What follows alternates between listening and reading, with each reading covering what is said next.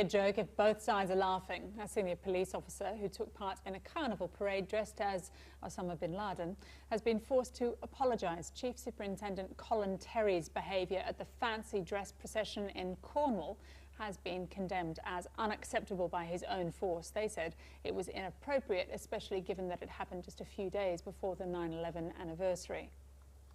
Policeman Colin Terry said impersonating the world's most wanted terrorist was simply an error of judgment, but the incident has now been reported to the police watchdog.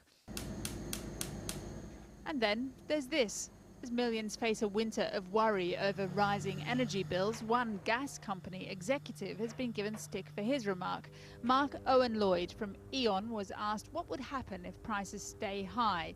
His response: more profits for us. Hilarious. And joining me is the comedian Paul Chowdhry, whose comedy plays on prejudices against Asians and ridicules the cliches of the war on terror. And not everything is a laugh, I don't think. Paul Chowdhry, what do you think about public figures making jokes? I thought that was hilarious to dress up as bin Laden. I think if they did it in London, I think they would have just thought it was another minicab driver just trying to get a fare. But the problem was that he did it in Cornwall, and they thought there was an ethnic that moved in. It's anti-Cornish. Yeah, well, there's bin Laden, there goes the neighbourhood. Seriously though, do you think there are different boundaries for a public figure as opposed to, for example, a comic? I think you could just, if it's funny, you know, the guy, people thought he was away at the time, so he was wearing the bin Laden mask.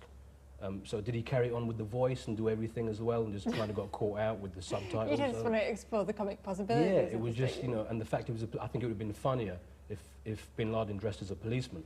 And that would have been an interesting situation, or if, you know, bin Laden... Don't you think it does matter that this is a policeman and not just, you know, an ordinary copper? Chief Superintendent. Yeah.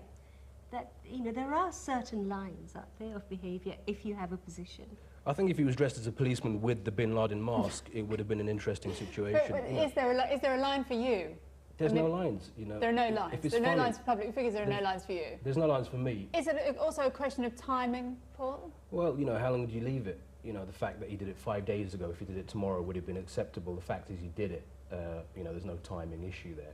If you're not inciting hatred, as Yasmin was saying, that's the main issue. But a current issue, the E.ON executive sort of making light of there was no irony behind that. You know, the fact is if he buys another Ferrari in 6 months and gets mugged by an old age pensioner, that would be funny. That would be a nice way to take it. But the problem was he said it today and there's an issue going on. And the context matters.